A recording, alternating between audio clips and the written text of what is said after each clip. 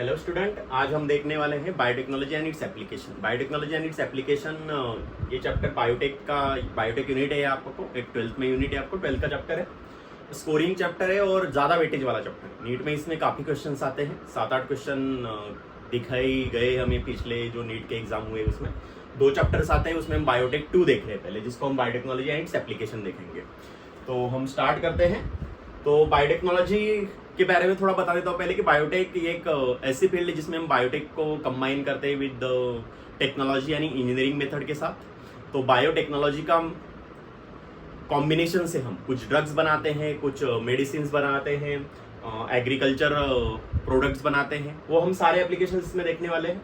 तो biotechnology mostly जो deal करता है वो इंडस्ट्रियल स्केल प्रोडक्शन में करता है। इंडस्ट्रियल स्केल प्रोडक्शन मतलब क्या? इंडस्ट्रियल स्केल प्रोडक्शन मतलब लार्ज अमाउंट में प्रोडक्शन होना चाहिए। 2-4 हज़ार से हमें कुछ नहीं होने वाला, हमें लाखों बिलियंस कॉपीज चाहिए। तो हम लार्ज स्केल प्रोडक्शन करते हैं इसमें ऑफ बायोफार्मास्यूटिकल मतलब हम ड्रग्स बनाते हैं using the biological method. Biological method मतलब यूजिंग द माइक्रोब्स, प्लांट्स, इनका यूज करके हम जिसको मेडिसिन बनाते हैं, जिसको हम बायोफार्मास्यूटिकल्स कहते हैं। क्लियर? जैसे बायोलॉजिकल मतलब बहुत सारे हम बायोलॉजिकल प्रोडक्ट देखते हैं जो हम आगे इसमें बात करेंगे ही। Using the genetically modified microbes, GM मतलब genetically modified microbes. Genetically modified microbes क्या होते हैं? जैसे नॉर्मल एग्जांपल बताता हूं मैं आपको कि एक ई कोलाई होता है, इशर्शिया कोलाई नाम का बैक्टीरिया होता है, वो नेचुरली इंसुलिन नहीं बनाता। इंसुलिन हमने पढ़ा हुआ है डाइजेशन और काफी चैप्टर्स में हमें आता है इंसुलिन, जो हमारे बॉडी में पैंक्रियास सिक्रेट करता है। तो डायबिटीज के ट्रीटमेंट में हम इंसुलिन देते हैं।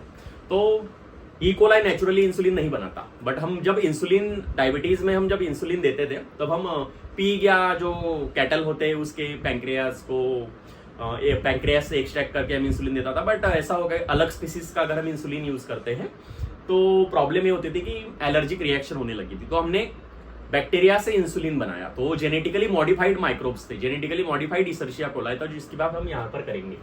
हम जेनेटिकली मॉडिफाइड माइक्रोब्स बना सकते हैं, फंगस बना सकते हैं, प्लांट बना सकते हैं और एनिमल्स भी बना सकते हैं। तो इन सब से हम बायोफार्मास्यूटिकल ड्रग्स और केमिकल्स बना सकते हैं। बायोटेक्नोलॉजी के एप्लीकेशंस क्या क्या है? थेरापेटिक्स मतलब किसी थेरेपी में, किसी ड्रग्स बनाने में अगर हम कोई बायोटेक का यूज करते हैं उसको हम थेरेपेटिक्स यूज कहते हैं। डायग्नोस्टिक मतलब अगर किसी डिसीज को हम पता करना है हमें कि हमें कौन सा डिसीज हुआ है, मलेरिया, टाइफाइड, एड्स, कैंसर, जो भी डिसीजेज है बड़े बड़े, उनको अगर हमें पता करना है, डायग्नोसिस करना है कि डिसीज प्रेजेंट है या एब्सेंट है, तो हम डायग्नोसिस के लिए यूज करते हैं। जैसे हम पीसीआर यूज करेंगे, एलिजा टेस्ट यूज करेंगे, जो हमने ह्यूमन हेल्थ एंड डिसीज में देखते हैं हम। वैसे genetically modified crop for agriculture, the most famous genetically modified crop और एग्रीकल्चर में अगर देखते हैं हम, तो हम बात करते हैं बीटी कॉटन की, जो सबने सुना होगा। BT stand for bacillus thuringiensis। इस चैप्टर में हम डिटेल में बात करेंगे कि ऐसा प्लांट जिसकी वजह से प्रोडक्टिविटी बहुत ज्यादा बढ़ गई कॉटन की। क्लियर है? वही हम प्रोसेस फूड मतलब फूड प्रोसेसिंग में, प्रिजर्वेशन में और इसमें भी हम बायोटेक का यूज करते हैं। एक नई फील्ड है जिसको हम बायो रेमेडिएशन कह सकते हैं। बायो रेमेडिएशन मीन्स जिसमें हम माइक्रोब्स का यूज करेंगे हम टू रिड्यूस द पोल्यूशन। ऐसा कह सकते हैं कि जो मोस्ट टॉक्सिक सीवेज मटेरियल है या जो टॉक्सिक वेस्ट मटेरियल है, उनका हम बायो रेमेडिएशन मतलब माइक्रोब्स की हेल्प से उसको लेस टॉक्सिक बनाएंगे या उसको नो टॉक्सिक इसमें हम कन्वर्ट कर सकते हैं, इसको बायो रेमेडिएशन कहते हैं। तो बायो रेमेडिएशन क्या होता है? हार्मफुल सब्सटेंसेस को लेस हार्मफुल या नॉन हार्मफुल सब्सटेंसेस में कन्वर्ट करना यूजिंग द माइक्रोब्स, जिसको हम बायो रेमेडिएशन कहते हैं। वेस्ट वाटर ट्रीटमेंट में, सीवेज ट्रीटमेंट में भी हम बायोटेक का यूज कर सकते हैं। जैसे हम एग्जांपल बताता हूँ, सुडोमोनास फुटिडा एक ऐसा बैक्टीरिया है जो ऑयल स्कैवेंजर है। अगर कहीं जगह पर ऑयल स्पिल हो जाता है या समंदर में कंटेनर एक्सीडेंट होने की वजह से ऐसा होता है कि समंदर में क्रूड ऑयल फैल जाता है। अब क्रूड ऑयल की वजह से क्या होता है? ऑयल एक ऐसा सब्सटेंस है जो ऑयल के वाटर के ऊपर एक थिन लेयर बना सकता है, जिसकी वजह से क्या होता है? डिसॉल्व ऑक्सीजन की लेवल कम हो जाती है। किसमें? वाटर में डिसॉल्व ऑक्सीजन कम हो जाएगा तो एक्वेटिक एनिमल की डेथ हो जाएगी। तो उसके लिए भी हम ये यूज कर सकते हैं। जैसे सुडोमोनास फुटिडा की बात करते हैं। एनर्जी प्रोडक्शन के लिए भी हम यूज कर सकते हैं बायोटेक का। तो ये अलग अलग फील्ड्स है। अब 3 क्रिटिकल रिसर्च एरियाज है जो नीट के लिए आ सकती है। आपकी कौन सी क्रिटिकल रिसर्च एरियाज है जो बायोटेक में आते हैं? तो पहला है प्रोवाइडिंग बेस्ट कैटेलिस्ट। इंपॉर्टेंट बात है, कैटेलिस्ट क्या होता है? कैटेलिस्ट ऐसा जो रिएक्शन रेट को बढ़ाता है या किसी सब्सटेंस को कन्वर्ट करता है प्रोडक्ट को, जिसको हम कैटेलिस्ट कह सकते हैं। हम बायो कैटेलिस्ट की बात कर रहे हैं यहाँ पर। जो आप कैटेलिस्ट वर्ड यूज करते हो, आप केमिस्ट्री में यूज किया होगा आपने, इसको बायो कैटेलिस्ट यानी एंजाइम की बात करते हैं। अब कैटेलिस्ट का कोई भी फॉर्म हो सकता है, इंप्रूव माइक्रोब्स हो सकता है, मतलब कोई माइक्रोब्स सबस्ट्रेट को कन्वर्ट करता है प्रोडक्ट में, तो उसको भी हम कैटेलिस्ट कह सकते हैं। या फिर एक्चुअल में एंजाइम हो सकता है जो काम करता हो, तो हम ऐसा माइक्रोब्स या ऐसा एंजाइम बना रहे हैं, रिसर्च कर रहे हैं उस पर कि जो अच्छे से सबस्ट्रेट को कन्वर्ट करा है प्रोडक्ट में। अब इस माइक्रोब्स को या इस एंजाइम को ग्रो करने के लिए या फंक्शन करने के लिए हमें उसको एक सफिशिएंट कंडीशन प्रोवाइड करनी होगी, एक अप्रोप्रिएट कंडीशन प्रोवाइड करनी होगी, जिसको हम कहते हैं ऑप्टिमम कंडीशन। तो ऑप्टिमम कंडीशन प्रोवाइड करने के लिए भी हम जेनेटिक इंजीनियरिंग का यूज कर सकते हैं। क्लियर है कि जो एंजाइम या माइक्रोब्स हम बना रहे हैं उसको ग्रो करने के लिए, उसको फंक्शन करने के लिए हम ऑप्टिमम कंडीशन तैयार कर सकते हैं using the genetic engineering. Downstream processing, एक बार अगर हमारे पास प्रोडक्ट बन गया, प्रोडक्ट बनने के बाद उसका प्यूरिफिकेशन किया जाता है, सेपरेशन किया जाता है, प्रिजर्व किया जाता है, तो इस टेक्नोलॉजी में भी बहुत सारा प्रोडक्ट लॉस्ट हो जाता है। डाउनस्ट्रीम प्रोसेसिंग में ऐसा होता है कि प्रोडक्ट बनने के बाद आप जो उसको, क्योंकि जो मिलेगा वो इम्प्योर फॉर्म में होगा, तो उसको प्योर करने के को हम डाउनस्ट्रीम प्रोसेसिंग कहते हैं, जिसमें 3 प्रोसेसेस आते हैं, separation, purification and preservation.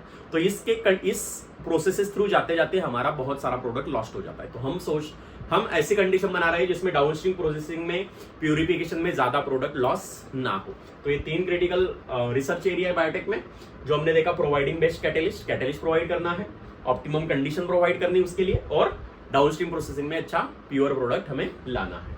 Clear? चलो, biotics biological application in agriculture, हमें 3 जगह पर एग्रीकल्चर एप्लीकेशन देखने हैं इसके। हम पहले एग्रीकल्चर के बेसिस पे बायोटेक का एप्लीकेशन देखेंगे, उसके बाद हमें मेडिसिन के बेसिस पे भी इसका एप्लीकेशन देखने हैं। तो पहले हम बात करते हैं एप्लीकेशन इन एग्रीकल्चर। फर्स्ट हमारा पॉइंट है बायोटेक का एप्लीकेशन इन एग्रीकल्चर। एग्रीकल्चर में हम अगर बात करते हैं कि फ्रूट प्रोडक्शन बढ़ाना है, क्योंकि इंडियन पॉपुलेशन दिन ब दिन बढ़ती जा रही है, तो उस हिसाब से प्रोडक्शन भी बढ़ना चाहिए, क्योंकि सफिशिएंट फूड सबको मिलना चाहिए, तो उसके लिए प्रोडक्शन ज्यादा होना चाहिए। तो प्रोडक्शन बढ़ाने के लिए हमारे पास 3 पॉसिबल एरियाज है, बायोटेक छोड़ के। नॉर्मल कंडीशन में हमें 3 कंडीशंस हम कह सकते हैं। क्लियर है? पहला है agrochemical based agriculture. Agrochemical based agriculture क्या कि जिसमें हम बहुत सारा fertilisers, chemical fertiliser, pesticide, herbicide, बहुत सारे केमिकल्स यूज करते हैं। अब एक केमिकल यूज करने की वजह के 2 ड्रॉबैक है। First, agrochemicals are too expensive, ये बहुत महंगे होते हैं, फार्मर्स के लिए बहुत महंगे होते हैं। 7,000, 8,000, 10,000 पर लीटर मिलते ही, तो ये बहुत महंगे होते हैं। फर्टिलाइजर्स, पेस्टिसाइड्स या इंसेक्टिसाइड जो भी है, वो बहुत ज्यादा एक्सपेंसिव होते हैं। ये पहला प्रॉब्लम। और दूसरा प्रॉब्लम, ये सॉइल की फर्टिलिटी लॉन्ग टर्म अगर यूज करोगे तो ये सॉइल की फर्टिलिटी को डिक्रीज करते हैं। तो एग्रोकेमिकल बेस्ड एग्रीकल्चर क्या होता है, जिसमें हम बहुत ज्यादा एक्सपेंसिव फर्टिलाइजर्स या केमिकल्स यूज करते हैं, पेस्टिसाइड, इंसेक्टिसाइड्स, वीडिसाइड्स, जो एक्सपेंसिव है, ये मेन प्रॉब्लम है। और दूसरा प्रॉब्लम है कि ये सॉइल की फर्टिलिटी कम करेंगे। क्लियर? दूसरा, ऑर्गेनिक एग्रीकल्चर।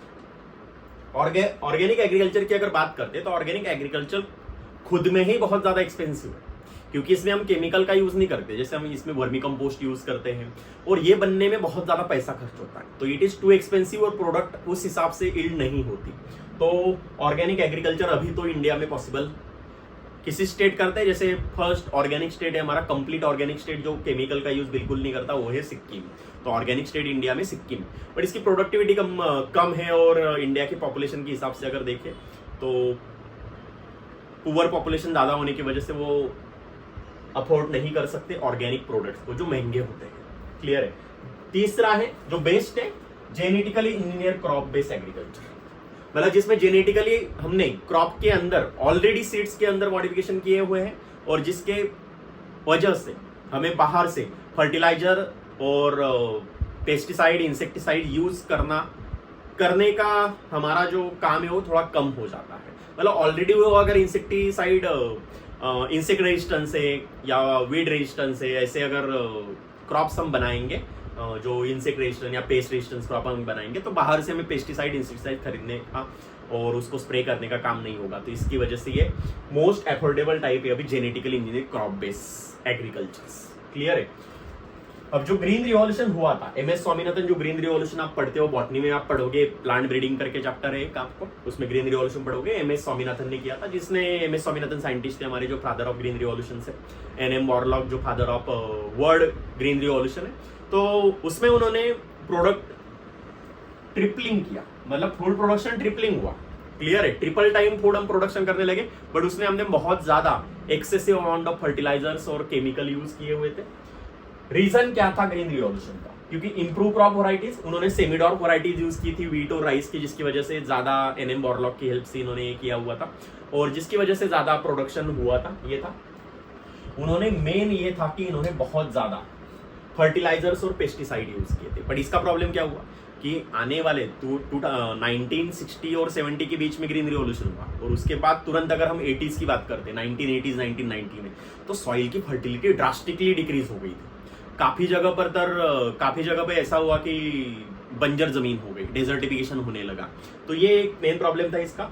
और बेटर मैनेजमेंट प्रैक्टिसेस है, तो ठीक है कि उन्होंने मैनेजमेंट प्रैक्टिसेस बढ़ाई थी, but because of the agrochemical, बहुत ज्यादा फर्टिलाइजर पेस्टिसाइड यूज होने की वजह से वहाँ की सॉइल की फर्टिलिटी ड्रास्टिकली कम हो गई थी। मोस्टली आपको ये हरियाणा, पंजाब, मध्य प्रदेश साइड आपको ये दिखाई देगा कि फर्टिलाइजर कुछ एरिया में सॉइल की फर्टिलिटी ड्रास्टिकली कम हो गई है, जहां आप कुछ नहीं आता। क्लियर है? तो ये है प्रॉब्लम, मैंने बताया पहले कि enhancement of food production by green revolution was still not enough to feed growing population. क्योंकि हम कितना भी फर्टिलाइजर्स और पेस्टिसाइड यूज कर ले, उस लेवल तक हम प्रोडक्टिविटी नहीं बढ़ा पा रहे जितनी हमारी पॉपुलेशन की ग्रोथ हो रही है। क्लियर है?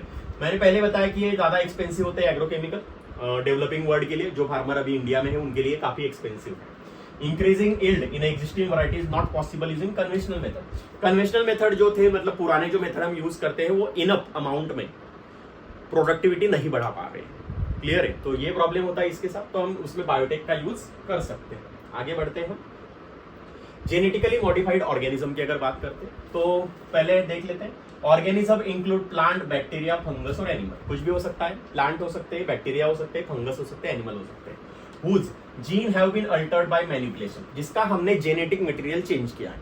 अब जेनेटिक मटेरियल चेंज करना क्या होता है कि हम उसका डीएनए कट करके हम हमारे जीन ऑफ इंटरेस्ट, मतलब जो हमें इंसुलिन प्रोडक्शन करना है या कुछ टॉक्सिन प्रोड्यूस करना है, बीटी टॉक्सिन में हम जैसे करते हैं, तो वो हमने वो जीन उसके बॉडी में इंसर्ट करते हैं। मतलब उसका जेनेटिक मटेरियल हमने क्या कर दिया, अल्टर कर दिया, चेंज कर दिया, जिसको हम कहते हैं जेनेटिकली मतलब उसके जीन मॉडिफाई कर दिए। तो जेनेटिकली मॉडिफाइड ऑर्गेनिज्म हम कहते सकते हैं। ऑर्गेनिज्म में सब आ गए, बैक्टीरिया, फंगस, प्लांट और एनिमल्स। एप्लीकेशन अगर देखें, जेनेटिक मॉडिफिकेशन का एप्लीकेशन क्या हुए हमें, made crop more tolerant to abiotic stress. मतलब अबायोटिक स्ट्रेस क्या होता है कि जो नॉन लिविंग स्ट्रेस है, जैसे कोल्ड, ठंड ज्यादा हो जाना, ड्राफ्ट, पानी नहीं मिलना, पानी की कमी की वजह से, सॉल्ट कंडीशन, मतलब बहुत ज्यादा सलाइन वाटर है या सलाइन सॉल्ट है, सलाइन सॉइल है, और हीट रेजिस्टेंस। तो हमें ऐसे प्लांट बनाने थे जो थोड़े बहुत, अगर किसी साल बारिश नहीं हो जाती तो क्रॉप तुरंत डैमेज नहीं हो जानी चाहिए, गर्मी हो रही तो डैमेज नहीं होनी चाहिए, या ठंड ज्यादा बढ़ गई तो डैमेज नहीं होनी चाहिए।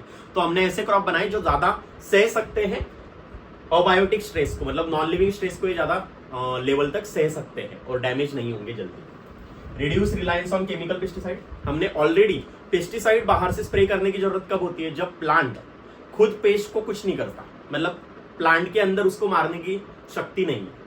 तो हमने ऐसे प्लांट बनाए जो ऑलरेडी पेस्ट रेजिस्टेंस क्रॉप है, मतलब अगर पेस्ट उसको खाएगा तो वो मर जाएगा, क्योंकि पेस्ट रेजिस्टेंस जीन हमने ऑलरेडी प्लांट के अंदर डालेंगे, तो बाहर से स्प्रे करने की जरूरत नहीं है, जिसकी वजह से सॉइल फर्टिलिटी खराब नहीं होगी। क्लियर है? Help to reduce post harvest losses. मैंने पहले बताया कि हम डाउनस्ट्रीम प्रोसेसिंग करते हैं तो उसमें बहुत सारा प्रोडक्ट लॉस्ट हो जाता है। तो हमने ऐसे क्रॉप बनाए जो स्ट्रांग थे, जिसको अगर हम डाउनस्ट्रीम प्रोसेसिंग करते हैं या हार्वेस्टिंग करते हैं, हार्वेस्टिंग मतलब उसको हम क्रॉप आने के बाद उसको निकालना, तो वो जो करते थे उसमें ज्यादा रिड्यूस नहीं होगा या लॉस नहीं होगा। Increase efficiency of mineral uses by plant. मतलब ऐसा होता है कि कभी कभी प्लांट सफिशिएंट सॉइल से न्यूट्रिएंट की क्वांटिटी सॉइल में कम होने की वजह से प्लांट उसको ले नहीं सकता, तो हमने ऐसे क्रॉप बनाए जो कम न्यूट्रिएंट के कॉन्सेंट्रेशन में भी उसको खींच सके, सॉइल से ऊपर ले सके, मतलब मिनिमम अमाउंट में भी अगर मिनरल है तो उसका वो यूज कर सके। क्लियर है? Prevent early exhaustion of fertility of soil, मतलब सॉइल की फर्टिलिटी भी ज्यादा डैमेज नहीं होगी और प्लांट कम फर्टिलिटी वाले सॉइल में भी ज्यादा अच्छे से ग्रो कर पाएंगे। Enhance nutritional value of food. Food की वैल्यू बढ़ाई हमने कि जो नॉर्मली हम फूड खाते हैं उसमें विटामिन मिनरल या प्रोटीन्स की लेवल कम होती है, तो हमने उसमें जेनेटिकली मॉडिफाइड जीन या प्रोटीन्स डाल दिए जो हेल्पफुल होते हैं खाने के लिए। तो हम इसको कहते हैं बायोफोर्टिफिकेशन। आगे हम पढ़ेंगे बायोफोर्टिफिकेशन क्या होता है। बायोफोर्टिफिकेशन मतलब जिसमें हम किसी भी फूड की न्यूट्रिशनल वैल्यू इंक्रीज करते हैं। न्यूट्रिशनल वैल्यू इंक्रीज करते हैं किसी फूड की, तो उसको हम बायो फोर्टिफिकेशन कहते हैं। इंपॉर्टेंट है, जैसे हमने विटामिन ए का जीन डाला था किसके अंदर, राइस के अंदर, तो उसको नाम दिया गोल्डन राइस। गोल्डन राइस जिसके अंदर जिसकी मात्रा ज्यादा है विटामिन ए की। नीट में क्वेश्चन आ सकता है कि हमने जो जेनेटिकली मॉडिफाइड राइस बनाया था उसमें किसकी लेवल ज्यादा थी, तो विटामिन ए की लेवल ज्यादा थी, गोल्डन राइस कहा गया उसको। Tailor made plants have been developed to supply alternative source of industries in the form of starch, fuel और pharmaceuticals। मतलब हमने ऐसे प्लांट बनाए कि हमें केमिकल सिंथेसिस पे ज्यादा रिलायबल रहने की जरूरत नहीं है। हम नॉर्मली हम बनाएंगे, नॉर्मली हम प्लांट से उसको एक्सट्रैक्ट करेंगे। जैसे दिया है स्टार्च, तो हमने स्टार्च की लेवल बढ़ाई प्लांट्स में। कुछ बायोफ्यूल के फॉर्म में हम यूज करते हैं, तो कुछ प्लांट हम बायोफ्यूल के फॉर्म में यूज कर सकते हैं। तो केमिकल फ्यूल्स पे हमें ज्यादा डिपेंड रहने की जरूरत नहीं है। और बायोफार्मास्यूटिकल्स में भी हमने बहुत सारे ड्रग्स बहुत सारे ड्रग्स हम अब बायो से मतलब माइक्रोब्स का यूज करके बनाने लगे हैं। क्लियर है? तो आगे बढ़ते हैं। तो पहला हम देखते हैं इंसेक्ट रेजिस्टेंस प्लांट। तो फर्स्ट हम देखेंगे insect resistance plant. Insect resistance plant मतलब ऐसा प्लांट जिसमें कोई इंसेक्ट अगर उसको खाने की कोशिश करेगा तो वो मर जाएगा। उसको बाहर से हमें इंसेक्टिसाइड स्प्रे करने की जरूरत नहीं है, जिसकी वजह से हमारा खर्चा बच जाएगा। क्लियर है? देखो,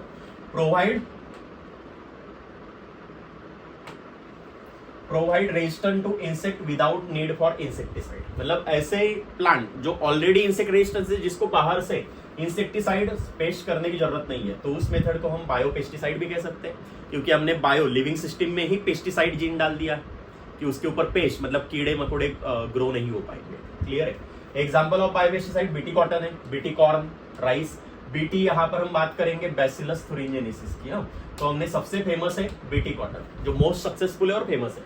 बीटी कॉर्न हमने दिखाई, बीटी राइस देखा है, बीटी टोमेटो हमने बनाया था, बीटी पोटैटो बताया था, बीटी सोयाबीन बनाए थे। ये सब हमने बीटी यूज करके, बैसिलस thuringiensis बैक्टीरिया का जीन यूज करके हमने सब बनाया था, जिसमें मोस्ट सक्सेसफुल रहा बीटी कॉटन। क्लियर है? तो बीटी कॉटन की अगर हम बात कर रहे हैं, आप यहाँ पर देख पा रहे होंगे, तो बीटी कॉटन ये आया हुआ है बीटी का। अब बहुत सारे बच्चे बीटी का फुल फॉर्म लिखते हैं बायोटेक्नोलॉजी कॉटन। ऐसा नहीं हो, capital B small T. BT मतलब बैसिलस thuringiensis, ये बैक्टीरिया का नाम है। क्लियर है? अब बैक्टीरियम सोर्स ऑफ क्राइजीन, इसमें एक जीन होता है क्राइजीन। अब अलग अलग जीन होते हैं, तो उसमें एक नाम दिया हमने क्राई वर्ड आया है क्रिस्टल से। क्लियर है? क्रिस्टल से हमने ये लिया हुआ है क्रिस्टल, क्योंकि ये टॉक्सिन के क्रिस्टल्स बनाता है।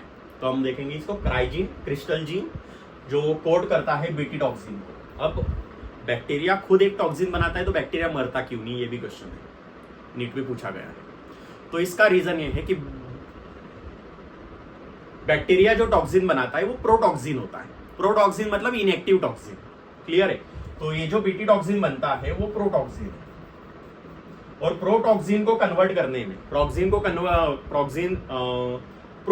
कन्वर्ट करना है अगर टॉक्सिन में, तो उसको लगता है अल्कलाइन पीएच, पर बैक्टीरिया खुद के अंदर एसिडिक पीएच बना के रखा हुआ है, जिसकी वजह से बैक्टीरिया मरता नहीं है। क्लियर है? और याद रखना प्रोटॉक्सिन इनएक्टिव होता है। क्लियर? सोर्स कौन है? क्राइजीन ने किससे लिया है? बैसिलस thuringiensis से। Produce during particular phase of their growth, कुछ ग्रोथ फेज में ये प्रोड्यूस करता है अपने। इनएक्टिव प्रोटॉक्सिन है वो, प्रोटीन क्रिस्टल्स होते हैं, जिसको हम एंडोटॉक्सिन भी कहते हैं, क्योंकि एंडो मतलब अंदर बन रहा है, बॉडी के अंदर बन रहा है, तो एंडोटॉक्सिन है जो इनएक्टिव फॉर्म में है, जिसको हम इनएक्टिव प्रोटोटॉक्सिन, प्रोटीन सिंथेसिस का एक टॉक्सिन होता है प्रोटीन, जो हम देखते हैं। क्लियर है? अब जो चॉइस होती है जीन की, कि जैसे हमने क्राइजीन देखा, तो अलग अलग चॉइस हो सकती है। चॉइस किसके ऊपर डिपेंड है?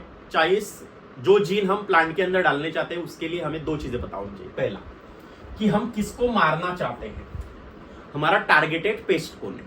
टारगेटेड पेस्ट मतलब कौन से कीड़े को हम मारना चाहते हैं, ये पहला। और किस क्रॉप में हम ये करना चाहते हैं, क्योंकि क्रॉप के ऊपर भी डिपेंड है, अलग अलग क्रॉप के अलग अलग इंसेक्ट्स होते हैं।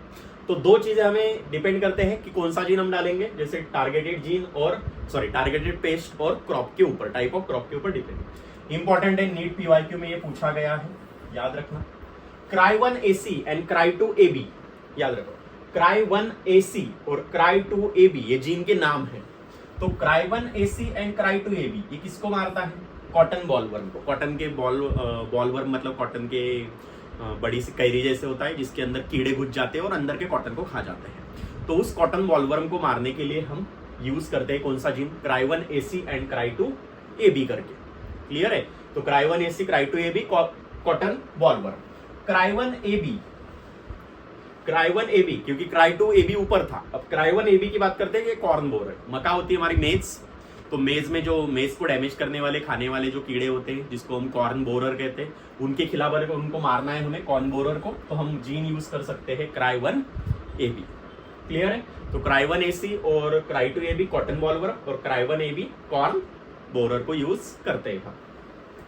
बीटीडॉक्सिन आर इंसेक्ट ग्रुप स्पेसिफिक। बीटीडॉक्सिन याद रखना, ये कुछ इंसेक्ट ग्रुप स्पेसिफिक है, ये सभी इंसेक्ट को नहीं मारता, क्योंकि स्टेटमेंट के फॉर्म में ये क्वेश्चन आ सकता है।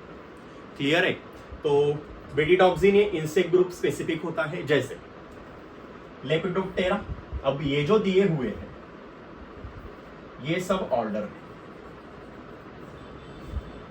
क्लियर है? ऑर्डर आप समझते होंगे, आपने लिविंग वर्ड चैप्टर पढ़ा हुआ है, आपने पढ़ा होगा जीनस, स्पीसीज, ये सब पढ़े होंगे आपने। Genus, species, family, class, order, ये सब सीक्वेंस में पढ़े होंगे आपने। सबसे छोटा स्पीसीज, उसके ऊपर जीनस, फिर फैमिली, फिर आपका क्लास आता है, फिर ऑर्डर आता है। तो ऑर्डर में आपने ये पढ़ा होगा कि डिप्टेरा ऑर्डर पढ़ा होगा आपने हाउस फ्लाई में। तो इसमें ये सब ऑर्डर्स है। लेपिडोप्टेरा ऑर्डर में कौन कौन आते हैं? Tobacco bird worm, army worm, cotton ball worm, ये 3 वर्म आते हैं आपके लेपिडोप्टेरा। कोलियोप्टेरा में आते हैं बीटल्स और डेप्टेरा में आते हैं फ्लाइज एंड मॉस्किटोस। तो क्वेश्चन कैसा आएगा देखो कि बीटी ये कौन से डिप्टेरा के इंसेक्ट को मारता है। अब ये ऑप्शन सभी ये भी देगा, मतलब कॉटन बॉलवर्म, आर्मी बॉलवर्म और टोबैको बॉलवर्म और फ्लाइज दे देगा। तो आपको पूछा है, हम जानते हैं कि ये सबको मारता है, बट वो डिप्टेरा में पूछ रहा है, तो इसमें आंसर क्या आना चाहिए? Flies and mosquitoes. क्लियर है? जैसा हाउस फ्लाइज डिप्टेरा में आते हैं। फ्लाइज एंड मॉस्किटो में डिप्टेरा आता है, कोलियोप्टेरा में वो बीटल को मारता है, और लेपिडोप्टेरा में tobacco bird worm, army worm और कॉटन बॉल वर्म को ये मारता है। क्लियर है? तो ये आपको याद रखना है। यहाँ पर बहुत सारी चीजें याद रखने को है आपको, जो इंपॉर्टेंट है आपके नीट एग्जाम में, ये सब पूछा जाएगा। क्लियर? चलो सीक्वेंस ऑफ इवेंट देखते हैं हम। तो क्राइजीन हमने आइसोलेट किया बैसिलस thuringiensis से। बेटी एक बैसिलस thuringiensis बैक्टीरिया, उससे हमने क्राइजीन लिया और उसको Bt cotton cell express inactive prototoxin, मतलब उसको हमने इंसर्ट किया बीटी प्लांट में, बीटी कॉटन के प्लांट में हमने उसको इंसर्ट किया। तो वो क्या बनाता है? इनएक्टिव प्रोटोटॉक्सिन बनाता है। अब ऐसा हुआ कि उसके पूरे बॉडी में इनएक्टिव प्रोटोटॉक्सिन बन रहा है, एक्टिव नहीं है, क्योंकि उसको एक्टिव होने के लिए अल्कलाइन पीएच चाहिए, और कीड़ों ने उसको खा लिया, इंजेस्टेड बाय कॉटन बॉलवर्म। मान लेते कॉटन बॉलवर्म ने उसको खा लिया। अब कॉटन बॉलवर्म का जो मिडगट होता है, मतलब जो इसकी एलिमेंट्री कैनल होती है, वहां पर प्रेजेंट होता है अल्कलाइन पीएच। अब अल्कलाइन पीएच में इंसेक्ट सोलुबलाइज क्रिस्टल प्रोटीन, हमने क्राइजीन कहा है, मतलब ये क्रिस्टल प्रोटीन बनाता है, तो क्रिस्टल प्रोटीन अब सोलुबलाइज हो गए। मतलब हम ऐसा कह सकते हैं कि जो प्रोटॉक्सिन था वो कन्वर्ट हो चुका है टॉक्सिन में। किसकी वजह से? अल्कलाइन पीएच की वजह से। कहां पर? मिडगट ऑफ इंसेक्ट के मिडगट में। तो उसने क्या किया? प्रोटॉक्सिन को सोलुबलाइज कर दिया, तो वो टॉक्सिन बन गए, और टॉक्सिन एक्टिव टॉक्सिन कन्वर्ट हो गया, जिसने क्रिएट करता है पोर्स। उसका जो मिडगट होता है, एलिमेंट्री कैनल होता है, उसके जो एपिथेलियल सेल होते हैं उसमें होल कर देता है।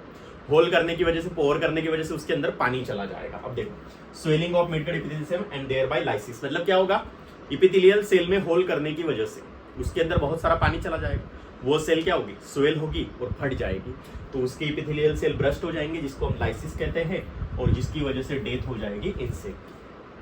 तो ये उसको डैमेज क्यों नहीं कर रहा है बैक्टीरिया को? क्योंकि प्रोटॉक्सिन है इनएक्टिव फॉर्म में, इसकी वजह से वो मारता नहीं, क्योंकि उसको अल्कलाइन पीएच चाहिए। अल्कलाइन पीएच कहाँ मिलता है? ये इंसेक्ट को ही क्यों मारता है? क्योंकि इंसेक्ट के मिडगट में अल्कलाइन पीएच है, और मिडगट में अल्कलाइन पीएच होने की वजह से वो एक्टिव टॉक्सिन बन गया, जिसकी वजह से क्या हो गए, पोर्स हो गए, मतलब होल हो गए इपिथेलियल सेल में, और इपिथेलियल सेल स्वेल हो गई और फट गई और ये डेथ हो जाएगी इनसे। क्लियर है?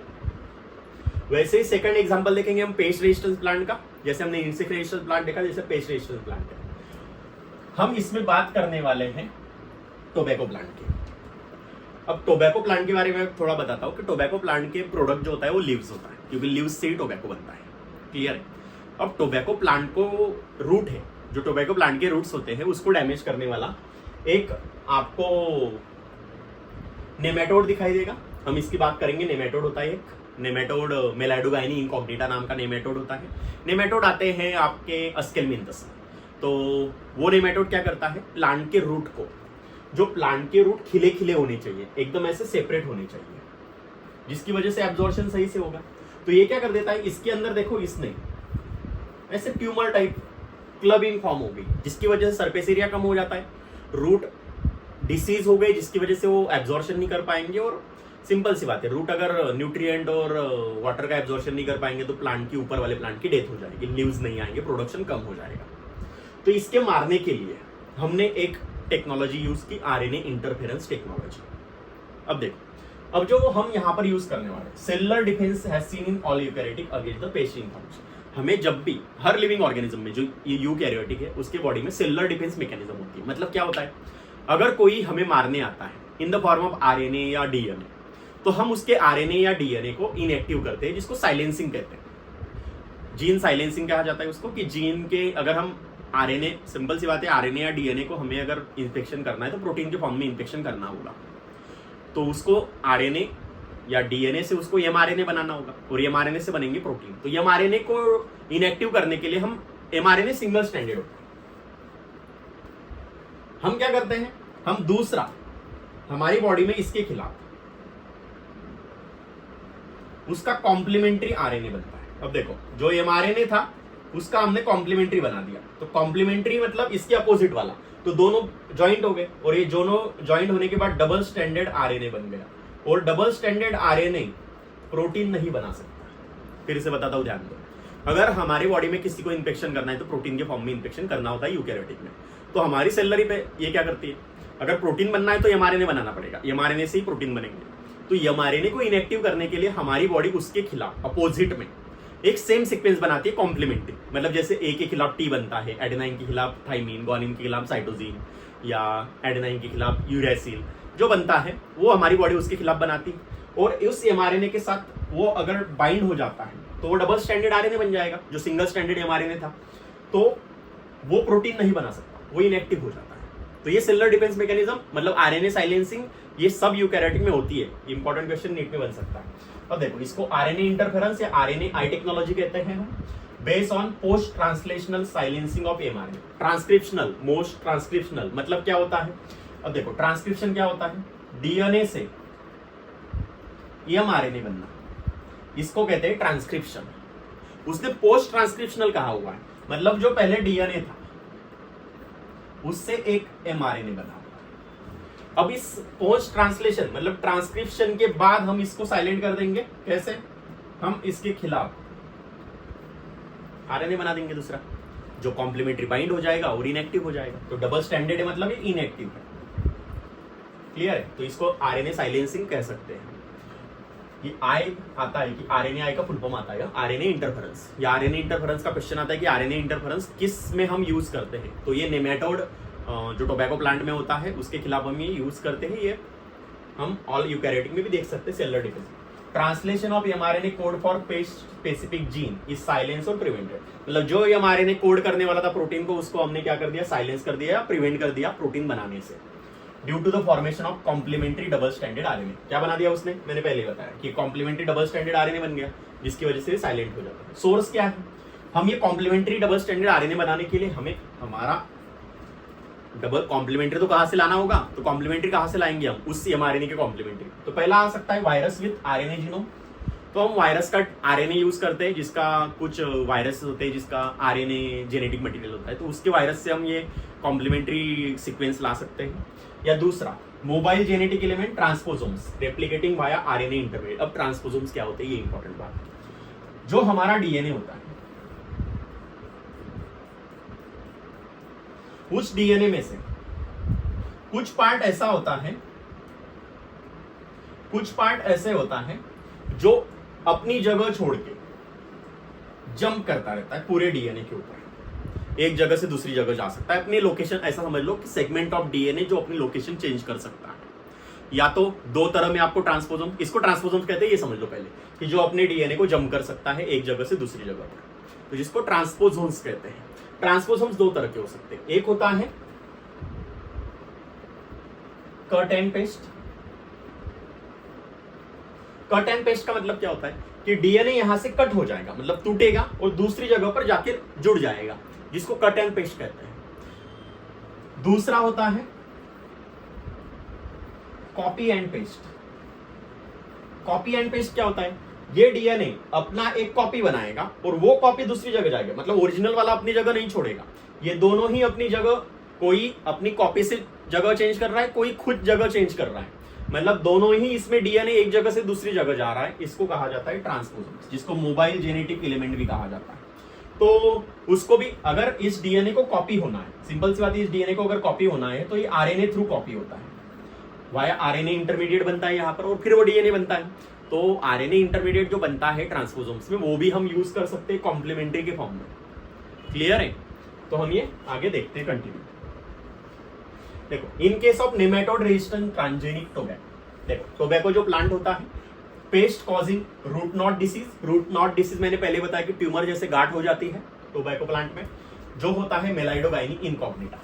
मेलाइडोगाइनी इनकॉग्निटा नाम का नेमेटोड होता है, जिसको हेलमिंथस कहते हैं हम, अस्केलमिंथस में आता ही है, एनिमल किंगडम में एस्केलमिंथस में आएगा ये मेलाइडोगाइनी incognito. Clear? Nematode specific gene is introduce in a host plant. हमने क्या किया, नेमेटोड का जो स्पेसिफिक जीन होता है जो होस्ट प्लांट में, वो इंट्रोड्यूस कर सकते हैं। मतलब मुझे एक स्पेसिफिक जीन अगर प्लांट में डालना है तो हम किसका यूज करते हैं, हम यूज करते हैं एग्रोबैक्टीरियम टुमिफेशियंस। इंपॉर्टेंट बात है, एग्रोबैक्टीरियम टुमिफेशियंस ऐसा बैक्टीरिया है जो प्लांट को कैंसर जैसा डिसीज करता है। क्लियर है? ट्यूमर बना देता है प्लांट को। तो एग्रोबैक्टीरियम टुमिफेशियंस को हम एज अ जेनेटिक इंजीनियरिंग में natural genetic engineer for plant कहते हैं। मतलब अगर हमें कोई भी जीन अगर प्लांट में डालना है तो हम उसको पहले उस जीन को हम एग्रोबैक्टीरियम टुमिफेशियंस में डालेंगे और एग्रोबैक्टीरियम टुमिफेशियंस उसको डाल देगा प्लांट में इन्फेक्शन करके। क्लियर है? क्योंकि उसके अंदर एक प्लाज्मिड होता है, टीआई प्लाज्मिड। क्लियर है? टीआई प्लाज्मिड क्या होता है, ऐसा प्लाज्मिड जो, इसको हम टीआई प्लाज्मिड कहेंगे। इसमें एक डीएनए होता है टी डीएनए। प्लाज्मिड आपको पता है क्या होता है, plasmid is a extra chromosomal circular DNA होता है जिसमें एक टी डीएनए होता है। टीआई का मतलब होता है ट्यूमर इंड्यूसिंग प्लाज्मिड, जो प्लांट में ट्यूमर करता है।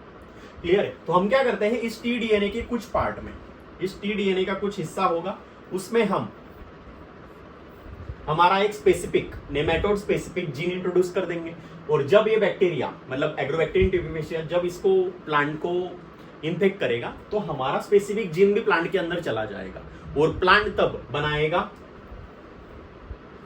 दो आरएनए, एक सेंस आरएनए, मतलब एक सेंस आरएनए और दूसरा एंटीसेंस आरएनए।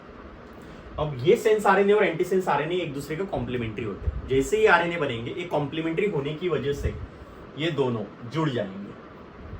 अब जुड़ जाने की वजह से क्या हो रहा है, देखो जुड़ जाने की वजह से क्या बनता है, डबल स्टैंडर्ड आरएनए बनेंगे। मतलब डबल स्टैंडर्ड आरएनए बनने की प्रोसेस हम शुरू कर देते, हमने इनिशिएट कर दिया।